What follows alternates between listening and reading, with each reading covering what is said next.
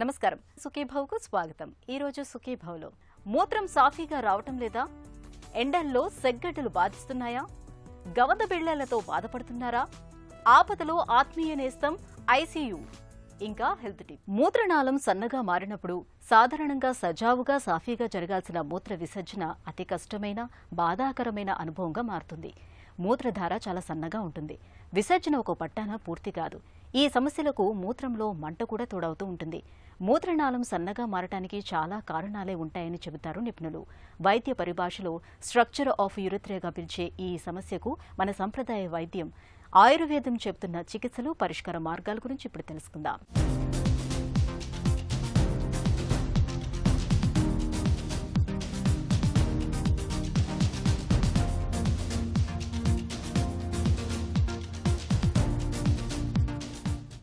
అరవై ఏళ్లు దాటాక మూత్రం సాఫీగా రాకపోతే ప్రోస్టేట్ పెరిగిందని అనుమానపడవచ్చు. అలాగే మూత్రాశయంలో ఏమైనా ఇబ్బందులున్నాయేమోనని కూడా అనుమానించవచ్చు.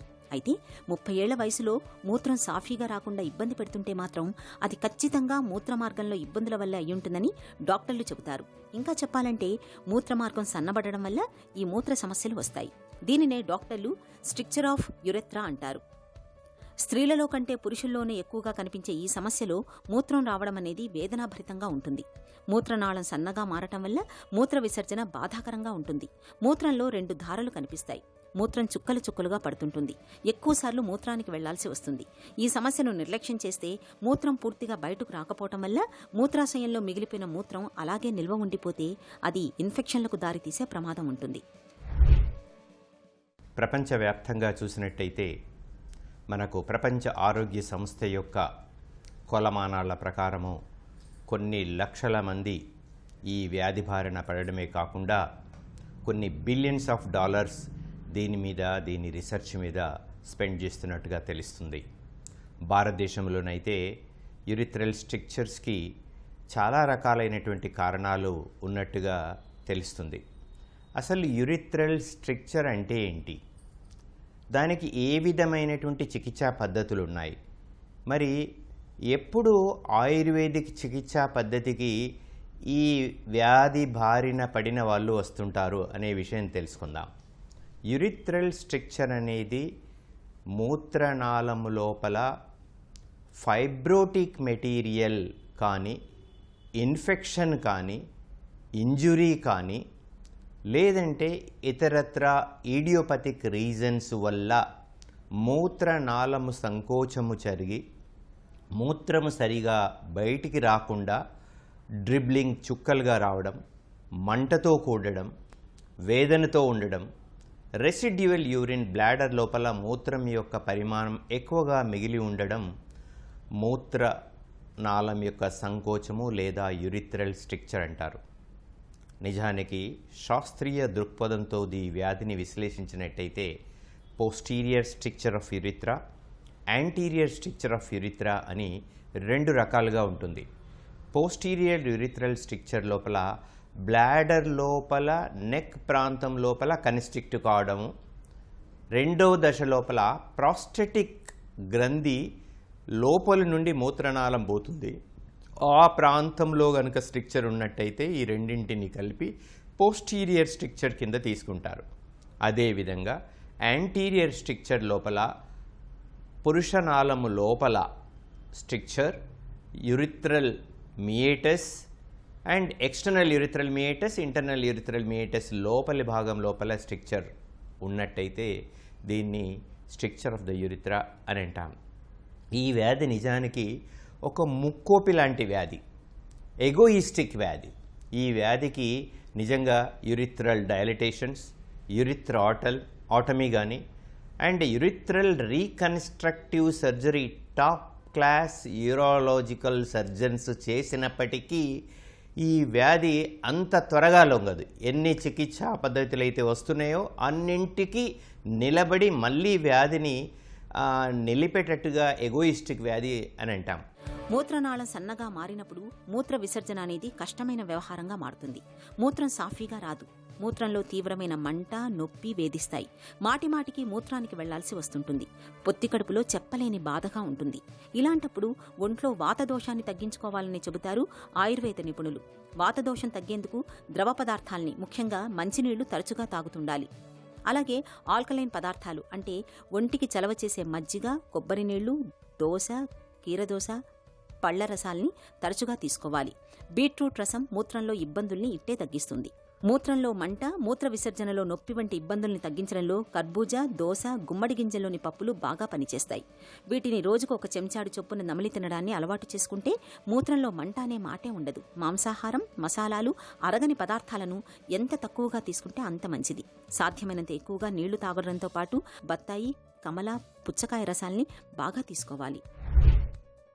ఆయుర్వేదంలో చూసుకున్నట్టయితే ఈ వ్యాధి మూత్రాఘాతము అనేటువంటి ఒక క్లాసిఫికేషన్ లోపల ఉంటుంది. దీనిలో ఈ ఆఘాతం అనేది పౌరుష గ్రంథి యొక్క స్వెల్లింగ్స్ వల్ల కానీ, వీడిఆర్ లాంటి వ్యాధుల వల్ల కానీ, ఇన్ఫెక్షన్స్ వల్ల కానీ, పెల్విక్ ఇంజురీస్ లోపల రోడ్ ట్రాన్స్పోర్ట్ యాక్సిడెంట్స్ కానీ, సడన్గా ఫాలింగ్ ఫ్రమ్ ద హైట్స్ లాంటి సడన్గా పడడం వల్ల యురిథ్రల్ రప్చర్ జరిగి వ్యాధి వస్తుంది. సో ఇన్ని ఆధునిక ప్రక్రియలు ఉన్నప్పటికీ వ్యాధి ఇంకా మనగలుగుతుంది. మళ్ళీ రికరెన్సెస్ ఎక్కువగా ఉండడం చేత ఆయుర్వేదం వైపు దీని యొక్క దృక్పథం ఉంది. ఆయుర్వేదంలో దీన్ని మూత్రాఘాతం అంటారు. ఆయుర్వేదం లోపల మేము కొన్ని ప్రత్యేకమైనటువంటి కాంబినేషన్స్ దీనిలో ఉన్నాయి. ముఖ్యమైనటువంటిది శిలాజిత్తు, గోమూత్ర శిలాజిత్తును 10 గ్రామ్స్ను మనం తీసుకొని, టంకన భస్మ 5 గ్రామ్సు, గోక్షురాది చూర్ణం 60 గ్రామ్స్ కాంబినేషన్ను 60 పొట్లాలు కట్టి ఉదయం పొట్లం, రాత్రి ఒక పొట్లం ఇస్తాం. తర్వాత శిలాజిత్యాది వటి లాంటి మాత్రల్ని ఇస్తాం. దీంతో పాటు మనము యురిథ్రల్ డైలటేషన్ ప్రక్రియ చేపట్టడంతో పాటుగా ఒక ప్రక్రియ ఉత్తర వస్తి అనేటువంటి చికిత్సా పద్ధతులు ఉన్నాయి.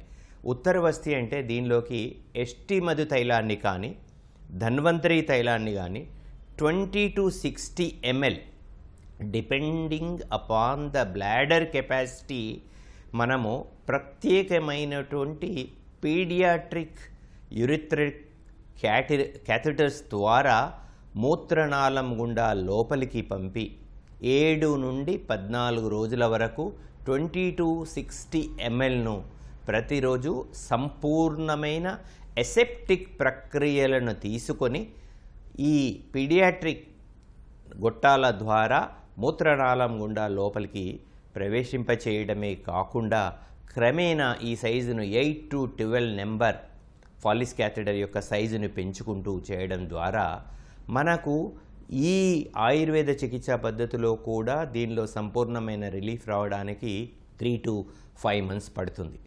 సో దీంతో పాటుగా మనము కొన్ని గోక్షురాదివటి, చంద్రప్రభావటి, పునర్నవాసము, అమృతారిష్ట లాంటి ఔషధ చికిత్సా ప్రక్రియలను కూడా ఉత్తర బస్తితో పాటు ఇవ్వడం ద్వారా ప్రపంచవ్యాప్తంగా ఈ వ్యాధి అసాధ్యమనుకునే వ్యాధిని సుసాధ్యం చేసే ప్రక్రియలో ఆయుర్వేదం మనగలుగుతుంది. మూత్ర వ్యవస్థలో ఇబ్బందులు తగ్గించడంలో వట్టివేళ్లు బాగా పనిచేస్తాయి. వట్టివేళ్లని చూర్ణంలా చేసుకుని 1 గ్లాసు నీళ్లలో 1 చెంచాడు చూర్ణాన్ని వేసి నానబెట్టి 2 పూట్లా తీసుకుంటే మూత్రంలో బాధలు ఇట్టే తగ్గిపోతాయి.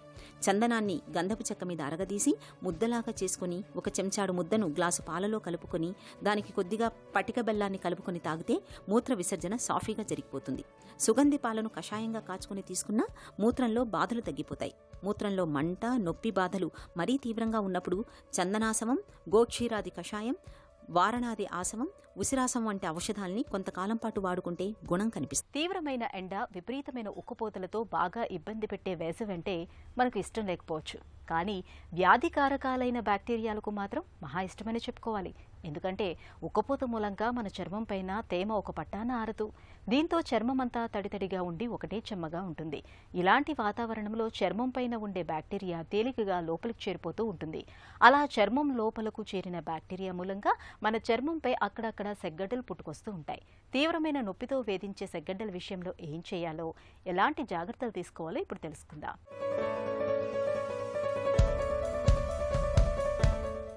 వేసవి సీజన్లో మనలో చాలామందికి సెగ్గడ్డల బాధలు ఎక్కువగా ఉంటాయి. వేడి ఒక్కపోతల మూలంగా ఈ సీజన్లో మన చర్మం నిరంతరం చెమ్మగా ఉంటుంది. దీంతో బ్యాక్టీరియా, వైరస్ల వంటి వ్యాధి కారకాలు చాలా తేలికగా చర్మం కిందకు చేరిపోయి సెగ్గడ్డలను తెచ్చిపెడుతూ ఉంటాయి. చర్మం కింద ఇన్ఫెక్షన్ కారణంగా చీముతిత్తి ఏర్పడితే దాన్ని సెగ్గడ్డ లేదా చీముగడ్డ అంటారు. సెగ్గడ్డ చాలా నొప్పిగా ఉంటుంది. ఇది ఉన్న ప్రదేశం చుట్టూ శరీరం ఎర్రగా వేడిగా ఉంటుంది. సెగ్గడ్డను నొక్కటం, పిండటం చేయకూడదు. ఇలా చేస్తే ఇన్ఫెక్షన్ ఇతర ప్రాంతాలకు విస్తరించే ప్రమాదం ఉంటుంది. సెగ్గడ్డల బాధలు తీవ్రంగా ఉన్నప్పుడు పసుపు కొమ్ములను మెత్తగా నూరి ఆ చూర్ణాన్ని నీళ్లతో కలిపి పేస్టులాగా తయారు చేసి సెగ్గడ్డలపై పెడితే అవి త్వరగా మానిపోతాయి. అలాగే ఉలవ ఆకులను మెత్తగా నూరి కొద్దిగా పసుపు పొడి కలిపి పైపూత మందుగా రాస్తే సెగ్గడ్డలు తగ్గిపోతాయి. సీతాఫల ఆకులకు కొద్దిగా ఉప్పును కలిపి మెత్తగా నూరి సెగ్గడ్డలపై కడితే గడ్డలు త్వరగా పగులుతాయి.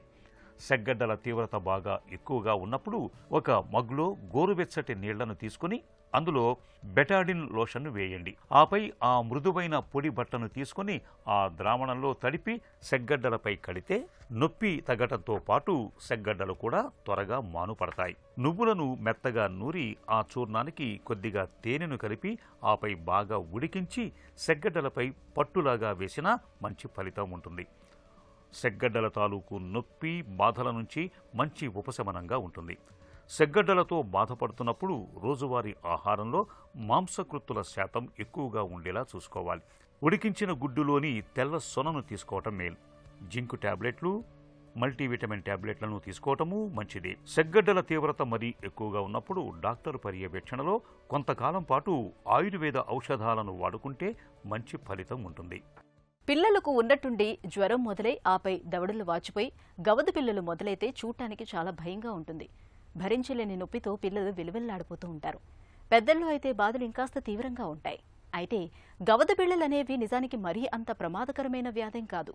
దీనివల్ల దీర్ఘకాలం మిగిలిపోయే సమస్యలేవీ ఉండవు. అసలు ఇది రాకుండా సమర్థమైన టీకా కూడా ఉంది. ఆటలమ్మ, పొంగు మాదిరిగానే గవద పిల్లలు కూడా వైరస్ కారణంగానే సంక్రమిస్తుంది. 5 నుంచి 10 ఏళ్లలోపు పిల్లల్లో ఎక్కువగా చూస్తూ ఉంటాం. అయితే పెద్దల్లోనూ ఇది తరచుగా కనిపిస్తూ ఉంటుంది. ఈ గవద బిళ్ళల సమస్య ఏడాదంతా ఎక్కడో చోట కనిపిస్తూనే ఉంటుంది. ఈ నేపథ్యంలో గవద బిళ్ళల గురించిన పూర్తి వివరాన్ని ఇప్పుడు తెలుసుకుందాం. మమ్స్ అంటే మనకి సాధారణంగా గుర్తొచ్చేది ఏంటంటే చెవి ముందు భాగంలో దవడ దగ్గర స్వెల్లింగ్ వస్తుంది అన్నమాట. దాంతోపాటు పెయిన్ వస్తుంది. దీన్ని సాధారణ కొంతమంది గవద బిళ్ళలు అంటుంటారు. ఎంఎంఆర్ వ్యాక్సిన్ వచ్చిన తర్వాత డెవలప్డ్ కంట్రీస్ అన్నిట్లోనూ ఈ మమ్స్ అనేది ఎరాడికేట్ అయిపోయింది. కానీ ఇప్పుడు ఈ మధ్యలో మళ్ళీ చూస్తే కరోనా తర్వాత రీసెంట్గా మళ్ళీ కొంతమందిలో ఈ మమ్స్ని చూస్తున్నాం అన్నమాట. ఈ కొద్ది కాలంలోనే గత 2-3 నెలల్లోనే చాలామందిలో ఈ పెరోటిడ్ స్వెల్లింగ్ రావటం జరిగింది.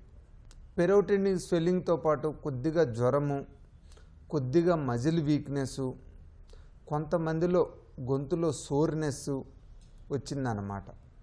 ఇది యూజువల్గా 2nd, 3rd డేకి బాగా సైజు పెరిగిపోతుంది అన్నమాట. తర్వాత 7 డేస్ తర్వాత తగ్గటం మొదలు పెడుతుంది. సో యూజువల్గా rest, analgesics, adequate hydration, hot ఫోమెంటేషన్తో మోస్ట్ ఆఫ్ ద టైమ్స్ ఈ మమ్స్ తగ్గిద్ది. అతి తక్కువ మందిలో ఎవరికైనా 2-3 డేస్ తర్వాత కూడా పర్సిస్టెంట్ స్వెల్లింగు, పెయిన్ ఉన్నట్లయితే యాంటీబయాటిక్ కూడా యాడ్ చేసుకోవటం మంచిది. ఎందుకంటే యాంటీబయాటిక్స్ నుంచి మనకి సెకండరీ ఇన్ఫెక్షన్స్ రాకుండా ఉంటాయి. ఒక్కోసారి ఇన్ఫ్లమేషన్ ఎక్కువగా ఉండి మన బాడీలో రెసిస్టెన్స్ తక్కువ ఉన్నా, పూర్ ఓరల్ హైజీన్ ఉన్నా, అలాంటి వాళ్ళు సెకండరీ బ్యాక్టీరియల్ ఇన్ఫెక్షన్ వచ్చే అవకాశం ఎక్కువ ఉంటుందన్నమాట. సో యాంటీబయాటిక్స్ కూడా మనం యాడ్ చేసుకోవటం మంచిది. మమ్స్ని ఎట్టి పరిస్థితిలో నెగ్లెక్ట్ చేయటం మంచిది కాదు. ఎందుకంటే ఈ మమ్స్ వైరస్ అనేది మన బాడీలో కూడా స్ప్రెడ్ అయ్యి మెయిన్గా బ్రెయిన్కి పోయినట్లయితే ఎన్సెఫలైటిస్, మెనింజైటిస్ వచ్చే అవకాశం ఉంటుంది. ఎస్పెషల్లీ పిల్లల్లో. పెద్దోళ్ళలోనైతే ఆర్కైటిస్ అంటే టెస్టికల్ ఇన్ఫెక్షను, అదే ఉమెన్స్లోనైతే ఒవేరియన్ ఇన్ఫెక్షను, అలానే ప్యాంక్రియాటైటిస్, ప్యాంక్రియాస్ ఇన్ఫెక్షన్స్ వచ్చే అవకాశం ఉంటుందన్నమాట. చిన్నప్పుడు గౌదుబెల్లు వచ్చి అప్పుడు మనం గౌదుబెల్లోటికే ట్రీట్మెంట్ తీసుకుంటాం. హీరింగ్ లాస్ గురించి పట్టించుకో, ఎందుకంటే రెండో చెవి మంచిగా వినిపిస్తుంది కాబట్టి మనకి హీరింగ్ లాస్ ఉన్నట్టు అనిపించదు. సో ఎవరైనా కూడా మమ్స్ ప్రాబ్లమ్స్ వస్తే కొద్దిగా వినికిడి తగ్గినట్టున్నా కూడా ఆడియోమెట్రీ టెస్ట్ ద్వారా మనం వినికిడిని ప్రాబ్లం ఏమైనా ఉందేమో తెలుసుకోవటం మంచిది. ఇప్పుడు అడల్ట్ వ్యాక్సినేషన్ కూడా వచ్చింది. మమ్స్, మీజిల్స్, రుబెల్లా ఈ వ్యాక్సిన్ అడల్ట్లో కూడా ఇచ్చినందువల్ల మనకు నష్టం లేదు. ఎందుకంటే ఈ ఎంఎంఆర్ వ్యాక్సిన్ ఈ అడల్ట్స్లో ఇవ్వటం వలన ఎస్పెషలీ లేడీస్లో కానీ జెంట్స్లో కానీ మనం ఈ ఫర్దర్ మమ్స్ని ఇన్ఫెక్షన్స్ రాకుండా ప్రివెంట్ చేసుకునే అవకాశం ఉంటుంది.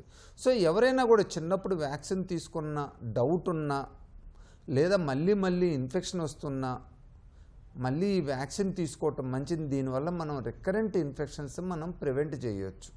సో మీకు ఎవరికైనా గౌద బిళ్ళలు ప్రాబ్లం ఉంటే ఇమ్మీడియట్గా డాక్టర్ గారిని సంప్రదించి అవసరమైన ట్రీట్మెంట్ తీసుకోవటం మంచిది.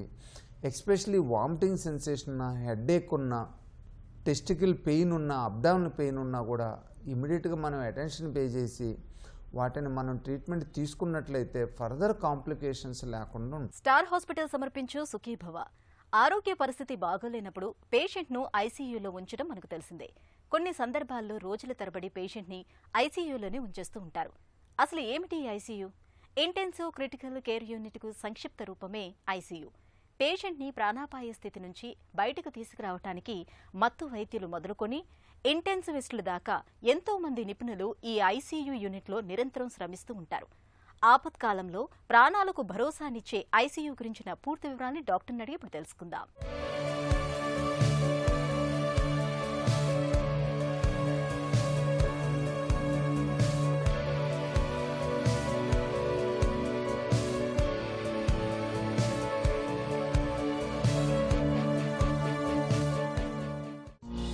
ఒక రోగిని ఐసీయూకి ఎప్పుడు తీసుకెళ్ళాలి, ఎప్పుడు అవసరం లేదు?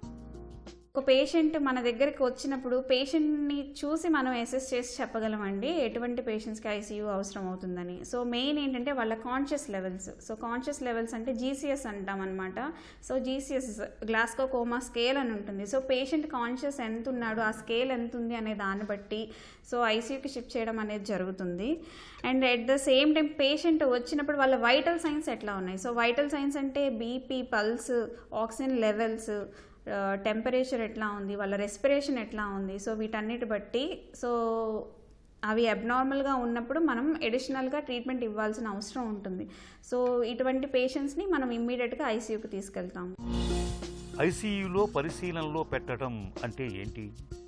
అబ్జర్వేషన్ అంటే ఏంటంటే వైటల్ సైన్స్ మానిటర్ చేస్తాము, వాళ్ళు ట్రీట్మెంట్కి ఎట్లా రెస్పాండ్ అవుతున్నారు అనేది చూస్తామన్నమాట. సో ఈ అబ్జర్వేషన్ అనేది అందరి పేషెంట్స్కి అవసరం పడుతుంది. అండ్ ముఖ్యంగా హార్ట్ అటాక్ పేషెంట్స్ లేకపోతే పెరాలసిస్ పేషెంట్స్ ఉంటారు. వాళ్ళు త్వరగా వాళ్ళు సిమ్టమ్స్ స్టార్ట్ అయిన వెంటనే కనుక వాళ్ళు వస్తే మనం థ్రాంబోలైసిస్ అనే ఒక ప్రక్రియ చేయొచ్చు అనమాట. అందులో ఏంటంటే ఆ క్లాట్ని మనం కరిగించే అవకాశం ఉంటుంది. సో అలాంటి వాళ్ళకి ట్రీట్మెంట్కి వాళ్ళు ఎట్లా రెస్పాండ్ అవుతున్నారో, ఆ ట్రీట్మెంట్ రిలేటెడ్ కాంప్లికేషన్స్ ఏమన్నా వస్తున్నాయా, సో ఇవన్నీ మనం చూడాల్సిన అవసరం ఉంటుంది. ఇవన్నీ చూడడానికి మనకి అబ్జర్వేషన్ అనేది చాలా ఇంపార్టెంట్. సో అబ్జర్వేషన్లో పెట్టడం అంటే ఏంటి అంటే పేషెంట్స్ వైటల్స్ మానిటరింగ్ చేయడం, ట్రీట్మెంట్కి ఎలా రెస్పాండ్ అవుతున్నారు అనేది చూడటం అన్నమాట. సమాచారం అందించకుండా హడావిడిగా రోగిని ఐసీయూలోకి మార్చడం సరైందేనా? కొంతమంది పేషెంట్స్ రాగానే మనకి వాళ్ళకి ఇమ్మీడియట్ ఐసీయూ కేర్ ఇవ్వాల్సిన అవసరం వస్తుంది. సో ఇందాక నేను చెప్పినట్టు వెంటిలేటర్స్ పెట్టాల్సి వస్తుంది. అంటే పేషెంట్ రాగానే ఆక్సిజన్ లెవెల్స్ పడిపోయాయి, బ్రీదింగ్ సరిగ్గా లేదు, సో మనం ఇంటిబేట్ చేసి కృత్రిమ శ్వాసకి వెంటిలేటర్ పెట్టాల్సి ఉంటుంది. సో వెంటిలేటర్ అనేది ఐసీయూలోనే మనం జాగ్రత్తగా కేర్ తీసుకోగలం. సో అందుకని మనం పేషెంట్స్ని ఇమ్మీడియట్గా ఐసీయూకి షిఫ్ట్ చేయాల్సి వస్తుంది. సో దీన్ని ఎలా ప్రివెంట్ చేయొచ్చు అంటే మనం ఎమర్జెన్సీ డిపార్ట్మెంట్లోనే అన్ని పరికరాలు ఇంక్లూడింగ్ వెంటిలేటర్, డీఫిబ్రిలేటర్ ఇవన్నీ పెట్టుకుని గనక ఉండి మనం పేషెంట్ని ఎమర్జెన్సీ డిపార్ట్మెంట్లోనే మేనేజ్ చేయగలిగితే ఇది ప్రివెంట్ చేయొచ్చు. అలాగే పేషెంట్ని చూసిన వెంటనే మనం పేషెంట్ ట్రీట్మెంట్ విధానం గురించి, పేషెంట్కి ఐసీయూ అవసరం గురించి ప్రాపర్ కౌన్సిలింగ్ కనుక మనం అటెండర్స్కి ఇవ్వగలిగితే ఇటువంటి సందర్భాలని మనం ప్రివెంట్ చేయొచ్చు. రోగిని రోజుల తరబడి ఐసీయూలో ఉంచటం సరైందేనా? కావాలని ఎవరు ఐసీయూలో ఎక్కువ రోజులు అయితే ఉంచరండి. సో ఐసీయూలో ఉంచాల్సి వస్తుంది ఎక్కువ రోజులు అంటే అది పేషెంట్ కండిషన్ని బట్టి మాత్రమే ఉంటుంది. సో ప్రతి పేషెంట్ ట్రీట్మెంట్కి ఒకేలాగా రెస్పాండ్ అవ్వరు. సో కొంతమంది చాలా ఈజీగా రెస్పాండ్ అవుతారు, త్వరగా రెస్పాండ్ అవుతారు, కొంతమంది అవ్వరు. ఈవెన్ ఇప్పుడు వెంటిలేటర్ మీద ఉన్న పేషెంట్స్ ఉన్నారనుకోండి, వాళ్ళకి వెంటిలేటర్ తీస్తేనే మనం తీసి అబ్జర్వ్ చేసిన తర్వాతనే మనం రూమ్కి షిఫ్ట్ చేయగలుగుతాము. సో పేషెంట్ వెంటిలేటర్ నుంచి రావడం అంటే వీనింగ్ అంటారు. సో ఆ వీనింగ్ అనే ప్రాసెస్ ఒక పద్ధతి ప్రకారం క్రమ పద్ధతిలో జరగాలి. సో అలా జరిగి పేషెంట్ బయటికి వచ్చి మనకి పేషెంట్ ఫిట్గా ఉన్నాడు అనిపిస్తేనే మనం రూమ్కి షిఫ్ట్ చేయగలుగుతాం. సో అది ఏ పేషెంట్ ఎలా రెస్పాండ్ అవుతారు అనేది పేషెంట్ బట్టి మార్పు ఉంటుంది. సో ఏ పేషెంట్ ఎట్లా రెస్పాండ్ అవుతారు అనేది మనం చెప్పలేం కాబట్టి కొన్నిసార్లు లేట్ అయ్యే అవకాశం ఉంటుంది. అలాగే కొంతమంది ఇన్ఫెక్షన్స్ పేషెంట్స్ వస్తారు. సో రక్తంలో ఇన్ఫెక్షన్స్ వచ్చి ఓన్లీ ఈ రక్తంలో ఇన్ఫెక్షన్ రావడం వల్ల శరీరంలో ఉన్న మిగతా అవయవాలు అంటే కిడ్నీ కానీ, లివర్ కానీ, హార్ట్ కానీ అన్నిటి మీద ప్రభావం పడుతుందన్నమాట. సో వీళ్ళు ఆ ఆర్గాన్ డ్యామేజ్ నుంచి రికవర్ అవ్వడానికి కూడా కొంత సమయం పడుతుంది. సో అందుకని ఎక్కువ రోజులు ఉండాల్సిన అవసరం ఉంటుంది. సో ఈ ఎక్కువ రోజులు ఉండాల్సిన అవసరం ఉన్న వాళ్ళకి మనం మిగతా కాంప్లికేషన్స్ లేకుండా మనం ట్రీట్మెంట్ కేర్ అవి ఇవ్వగలిగితే మనం ఇలాంటివి ప్రివెంట్ చేయొచ్చు. ఐసీయూ సేవల గురించి మనకు ఎలాంటి అవగాహన అవసరం? పేషెంట్ని అడ్మిట్ చేస్తున్నప్పుడే మనకి వాళ్ళు పేషెంట్ని ఐసీయూలో ఎందుకు ఉంచాము, వాళ్ళ కండిషన్ ఏంటి, వాళ్ళకి ఎట్లాంటి ట్రీట్మెంట్ ఇవ్వదలుచుకున్నాము, అండ్ ఐసీయూలో అటెండర్స్ని ఎందుకు ఎలో చేయరు అంటే ఇన్ఫెక్షన్స్ వచ్చే అవకాశం ఉంటుందని, పేషెంట్కి ఇబ్బంది కలుగుతుందని. సో ఇలాంటివి మనం ప్రాపర్గా చెప్పి, అలాగే విజిటింగ్ అవర్స్ అనేవి ఉంటాయి. సో ఆ విజిటింగ్ అవర్స్లో మాత్రమే మేము పేషెంట్ని మీకు చూపించగలుగుతాము అని మనం వాళ్ళకి ప్రాపర్ కౌన్సిలింగ్ అనేది అడ్మిషన్ అయినప్పుడే గనక ఇవ్వగలిగితే ఇలాంటివి మనం ప్రివెంట్ చేయొచ్చు. ఐసీయూ యూనిట్ని ఆపత్కాలంలో మన ప్రాణాలకు భరోసానిచ్చే ఆత్మీయ నేస్తంగా చెప్పుకోవచ్చు. ప్రాణం రెపరెపా కొట్టుకునే సంక్లిష్ట స్థితి నుంచి మనల్ని సురక్షితమైన స్థితికి తీసుకొచ్చే వరకు నిపుణులైన వైద్య బృందం ఐసీయూలో నిరంతరం శ్రమిస్తూనే ఉంటారు. చిన్న చిట్కా మీకోసం. తీవ్రమైన వేడి మూలంగా చర్మమంతా మంట పెడుతున్నప్పుడు చిటికెడు చందనానికి కాస్త కొబ్బరి నూనెను కలిపి కాళ్ళు, చేతులకు పట్టించండి. చర్మంపై మంటలు తగ్గి ఉపశమనంగా ఉంటుంది.